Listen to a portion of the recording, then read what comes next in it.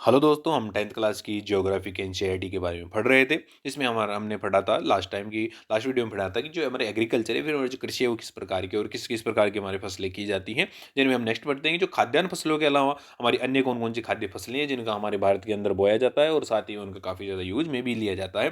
जैसे कि हम सबसे पहले शुरुआत करते हैं गन्ने की। गन्ना एक उष्ण और उपोष्ण कटिबंधीय फसल है। यह फसल 21 डिग्री सेंटीग्रेड से 27 डिग्री सेंटीग्रेड तापमान और लगभग 75 सेंटीमीटर से 100 सेंटीमीटर वार्षिक वर्षा वाली उष्ण और आर्द्र जलवायु में उगाई जाती है। ब्राजील के बाद भारत गन्ने का दूसरा सबसे बड़ा उत्पादक देश है। भारत में अगर हम देखें तो कौन कौन से स्टेट्स के अंदर गन्ना उगाया जाता है, तो वो है उत्तर प्रदेश, बिहार, आंध्र प्रदेश, तेलंगाना, कर्नाटका, महाराष्ट्र, पंजाब, तमिलनाडु और हरियाणा मुख्य उत्पादक राज्य जिनमें गन्ना काफ़ी ज़्यादा मात्रा में उगाया जाता है। इसके बाद हम बात करते हैं हमारी दूसरी जो इम्पोर्टेंट फसल जो कि तिलहन है, जिसमें हम बात करते हैं कि भारत के कुल बोए गए क्षेत्र के लगभग 12% भाग पर कई प्रकार की तिलहन फसलें उगाई जाती हैं। जैसे कि मूंगफली, सरसों, नारियल, तिल, सोयाबीन, अरंडी, बिनोला, अलसी और सूरजमुखी भारत में उगाई जाने वाली मुख्य तिलहन फसलें हैं। इनमें से अधिकतर खाद्य हैं, परंतु इनमें से कुछ तेल के बीजों को साबुन, प्रसाधन और उपटन उद्योगों में कच्चे माल के रूप में भी प्रयोग में लिया जाता है। इसके बाद हम बात करते हैं कि मोस्ट अगर हम देखें तो इम्पोर्टेंट जो तिलहन फसलों के रूप में जानी जाती है वो है मूंगफली। मूंगफली खरीफ की फसल है। यह देश की मुख्य तिलहनों की कुल उत्पादन का लगभग आधा भाग इसी फसल से प्राप्त होता है कि हमारे जो तिलहन उत्पादित होते हैं उसके जितने मुख्य जो तिलहन है उनके उत्पादन का लगभग आधा भाग मूंगफली के द्वारा ही प्राप्त होता है। गुजरात मूंगफली का प्रमुख उत्पादक राज्य है। गुजरात के अंदर सबसे ज्यादा मूंगफली बोई जाती है भारत के अंदर। और इसके अतिरिक्त राजस्थान और आंध्र प्रदेश में भी मूंगफली मूंगफली का उत्पादन काफी अधिक मात्रा में किया जाता है। इसके बाद हम बात करते हैं कि अलसी और सरसों रबी की फसलें हैं और एक प्रकार से ये भी तिलहन फसलें ही हैं। साथ में तिल उत्तरी भारत में खरीफ की फसल है, जो दक्षिण भारत में रबी की फसल है, तो ये भी काफ़ी ज़्यादा मात्रा में उत्तरी भारत में बोई जाती है। और साथ ही में हम देखते हैं कि जो दक्षिण भारत में एक प्रकार से रबी के मौसम में तिल बोया जाता है। और अगर हम देखते हैं कि जो उत्तर भारत है वहाँ पे खरीफ के मौसम में तिल बोया जाता है, इसलिए तिल भी काफ़ी ज़्यादा मात्रा में पैदा होता है। जिसके बाद हम बात करते हैं कि अरंडी खरीफ और रबी दोनों ही ऋतुओं में बोई जाने वाली फसल है। इसको कभी भी बोया जा सकता है और एक प्रकार से ये भी काफ़ी बड़ी तिलहन फसल है।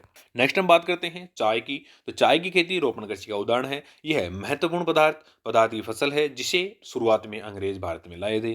चाय का पौधा उष्ण और उपोष्ण कटिबंधीय जलवायु, ह्यूमस और जीवांश युक्त गहरी मिट्टी तथा सुगम जल निकास वाले ढलवां क्षेत्र में उगाया जाता है, जहां से पानी को अच्छी तरह से निकाला जा सके। एक प्रकार से हम देखें तो सीढ़ी नुमा खेती का एक प्रकार से हम इसका उदाहरण ले सकते हैं। तो इस प्रकार की जगहों पर ये बोया जाता है। चाय की झाड़ियों को उगाने के लिए वर्ष भर उष्ण, नम और पाला रहित जलवायु की आवश्यकता होती है। तो ये चाय के लिए काफ़ी ज़्यादा इंपॉर्टेंट है। चाय के लिए वर्ष भर समान रूप से होने वाली वर्षा की बौछारें इसकी कोमल पत्तियों के विकास में सहायक होती हैं। साथ ही में चाय के मुख्य उत्पादक क्षेत्र के रूप में हम देखते हैं तो असम, पश्चिम बंगाल में दार्जिलिंग और न्यू जलपाईगुड़ी क्षेत्र भी एक प्रकार से इनके इनकी पहाड़ियों में भी एक प्रकार से अच्छी तरह बोई जाती है। और साथ ही में जो दक्षिण भारत के अगर हम जो हमारे स्टेट्स उनकी बात करते हैं तो उनमें है तमिलनाडु और केरल काफ़ी ज़्यादा इंपॉर्टेंट स्टेट्स हैं। जैसे कि हम बात करते हैं कि इसके अलावा और भी बहुत से क्षेत्र हैं जहाँ पे बोई जाती है, लेकिन इतनी ज़्यादा मात्रा में नहीं बोई जाती जितनी ज़्यादा असम, पश्चिम बंगाल और इन इलाकों में बोई जाती है।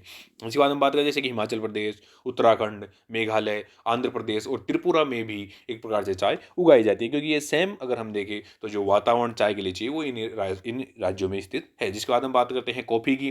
भारत कॉफ़ी में अपनी गुणवत्ता के लिए विश्व प्रसिद्ध है। भारत में अरेबिका किस्म की कॉफ़ी पैदा की जाती है जो आरंभ में यमन से लाई गई थी। इसकी कृषि की शुरुआत बाबा बुदन की पहाड़ियों से हुई है और आज भी इसकी खेती नीलगिरी की पहाड़ियों के आसपास कर्नाटका, केरल और तमिलनाडु के इलाकों में की जाती है और काफ़ी ज़्यादा मात्रा में वो वहाँ पे उत्पादन किया जाता है। जिसके बाद हम बात करते हैं हमारी बागवानी फसलों की। ये हमारे कौन कौन सी बागवानी फसलें हैं और किस किस जो मौसम में या किस किस स्टेट्स में ये काफ़ी अच्छी तरह से बोई जाती है। जिसके बाद हम बताते भारत उष्ण और शीतोष्ण कटिबंधीय दोनों ही प्रकार के फलों का उत्पादक है। भारत फलों में जिनमें से महाराष्ट्र, आंध्र प्रदेश, तेलंगाना, उत्तर प्रदेश और पश्चिम बंगाल में आम प्रसिद्ध हैं। नागपुर और चेरापूंजी के संतरे प्रसिद्ध हैं। केरल, मिजोरम, तमिलनाडु और महाराष्ट्र के केले प्रसिद्ध हैं। और उसी प्रकार हम देखते हैं कि उत्तर प्रदेश और बिहार के लीची प्रसिद्ध हैं। मेघालय में अनानास प्रसिद्ध है। आंध्र प्रदेश, तेलंगाना और महाराष्ट्र के अंदर अंगूर प्रसिद्ध है। और हिमाचल प्रदेश और जम्मू कश्मीर के सेब, नाशपाती, खुबानी और अखरोट विश्व प्रसिद्ध हैं। एक प्रकार से जो खट्टे फल हैं वो काफ़ी ज़्यादा इसके जो हमारा नॉर्थ इंडिया है या फिर हमारा जो उत्तरी भारत है उसके काफ़ी ज़्यादा इंपॉर्टेंट है। जिसके बाद हम बात करते हैं कि हमारे अखाद्य फसलें कौन-कौन सी हैं, जिनको हम खाने योग्य नहीं मानते लेकिन वो एक प्रकार से हम देखें तो औद्योगिक रूप से काफ़ी ज़्यादा इंपॉर्टेंस रखती हैं। तो वो कौन सी फसलें जिनमें हम फर्स्ट बात करते हैं रबर की।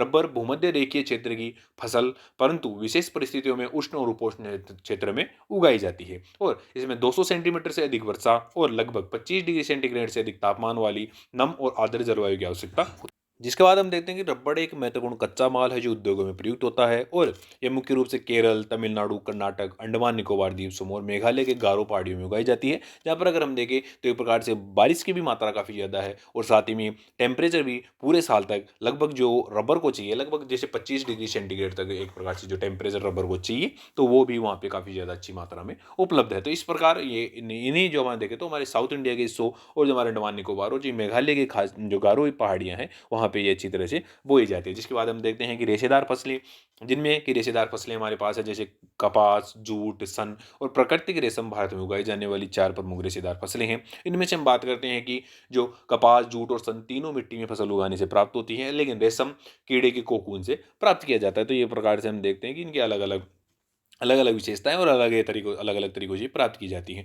रेशम, रेशम के कीड़े के कोकून से प्राप्त होता है, जो मलबरी पेड़ की हरी पत्तियों पर पलता है।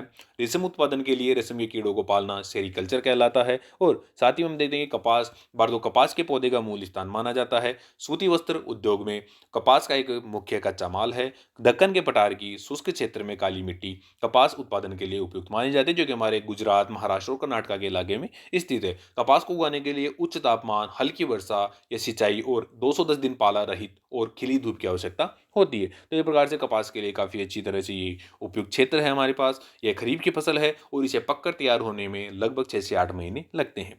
महाराष्ट्र, गुजरात, मध्य प्रदेश, कर्नाटका, आंध्र प्रदेश, तेलंगाना, तमिलनाडु, पंजाब, हरियाणा, उत्तर प्रदेश कपास के मुख्य उत्पादक राज्य हैं। जिसके बाद हम बात करते हैं जूट की। जूट को सुनहरा रेशा भी कहा जाता है। जूट की फसल बाढ़ के मैदानों में जल निकास वाली उर्वरक मिट्टी में उगाई जाती है, जहाँ हर वर्ष बाढ़ से नई मिट्टी जमा होती है। इसके बढ़ने के समय उच्च तापमान की आवश्यकता होती है। पश्चिम बंगाल, उड़ीसा, बिहार, असम और मेघालय जूट के मुख्य उत्पादक राज्य हैं। इसके साथ हम बात करते हैं कि प्रौद्योगिकी और संस्थागत सुधार 60% से अधिक लोगों को आजीविका प्रदान करने वाली कृषि में कुछ गंभीर तकनीक और संस्थागत सुधार लाने की आवश्यकता है। प्रथम पंचवर्षीय योजना में भूमि सुधार मुख्य लक्ष्य था। कृषि में सुधार लाने के लिए पैकेज टेक्नोलॉजी पर आधारित हरित क्रांति और श्वेत क्रांति जैसी कृषि रणनीतियां प्रारंभ की गई थी। सूखा, बाढ़, चक्रवात आदि से राहत सुविधाओं के लिए ग्रामीण बैंकों, सहकारी समितियों की स्थापना की गई है। तो इसी के साथ हम बात करते हैं कृषि का राष्ट्रीय अर्थव्यवस्था, रोजगार और उत्पादन में किस प्रकार का योगदान है, जिसमें कृषि भारत में सकल घरेलू उत्पाद का लगभग 26% हिस्सा रखती है और यह देश के लिए खाद्य सुरक्षा सुनिश्चित करती है।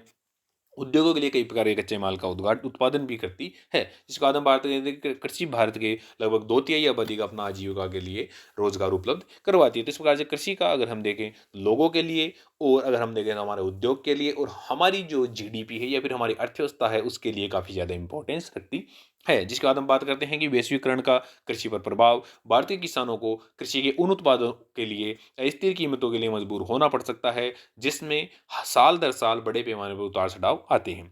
अंतर्राष्ट्रीय स्तर और घरेलू स्तर पर कृषि उत्पादों की कीमतों पर व्यापार उदारीकरण का प्रभाव इस पर निर्भर करता है कि अन्य देश किन नीतियों का पालन करते हैं। प्रथम कृषि प्रमुख कृषि वस्तुओं को के निर्यात को उदार बनाया गया है ताकि एक प्रकार से हम निर्यात के माध्यम से इनके हम अच्छी तरह से हम इनकी सुविधाएं ले सकें। इसके बाद हम बात करते हैं कि फसलों के उच्च उपज देने वाली किस्मों की शुरुआत के साथ बड़ा परिवर्तन हुआ है। कृषि में नवाचार, बुनियादी ढांचे में निवेश, क्रेडिट विपणन और प्रसंस्करण सुविधाओं के विस्तार के साथ आधुनिक आदानों के उपयोग में उल्लेखित वृद्धि हुई है। तो एक प्रकार से हम देखते हैं कि ये इसको जो हमारी कृषि है इसको उत्पादित बनाने के लिए और साथ ही में इसको एक प्रकार से हमारे लिए रिजिलियंट या फिर हमारे लिए काफ़ी ज़्यादा इंपॉर्टेंट बनाने के लिए इसमें काफ़ी ज़्यादा सुधार किए गए हैं। हमारे जो हमने बताया बात की कि जो हमारे निर्यात जो नियम है उनमें भी काफ़ी ज़्यादा सुधार किया गया है ताकि एक प्रकार से हमारे पास जो एक्स्ट्रा हमारे पास जो मौजूद हो, हमारे पास सरप्लस मौजूद हो, उस सरप्लस को हम बाहर निर्यात कर सकें और एक प्रकार से उससे अच्छा पैसा कमा सकें। तो यही एक प्रकार से आज हमने पढ़ा कि हमारे जो खाद्यान्न किस प्रकार से हैं और किस-किस प्रकार के खाद्यान्न हैं और किस-किस प्रकार की हमारे पास अखाद्य फसलें हैं, जिनकी मात्रा काफ़ी अच्छी मात्रा में बोई जाती है और उनका यूज़ किस प्रकार से जो हम देखें तो उद्योगों में किया जाता है। इसके बारे में हम पढ़ेंगे और इसके बाद हम आगे बढ़ेंगे कि हमारा जो नेक्स्ट वीडियो होगा उसमें पढ़ेंगे कि हमारे पास किस-किस प्रकार के खनिज पाए जाते हैं और किस-किस प्रकार के हमारे पास ऊर्जा रिसोर्सेज़ हैं, वो तो जिसके बारे में हम पढ़ेंगे। हमारे जो मिनरल्स और जो एनर्जी रिसोर्सेज़ हैं, किस-किस प्रकार के पाए जाते हैं और कहाँ-कहाँ हम इनका यूज़ कर रहे हैं, जिसके बारे में हम अगले वीडियो में पढ़ेंगे। Thank you.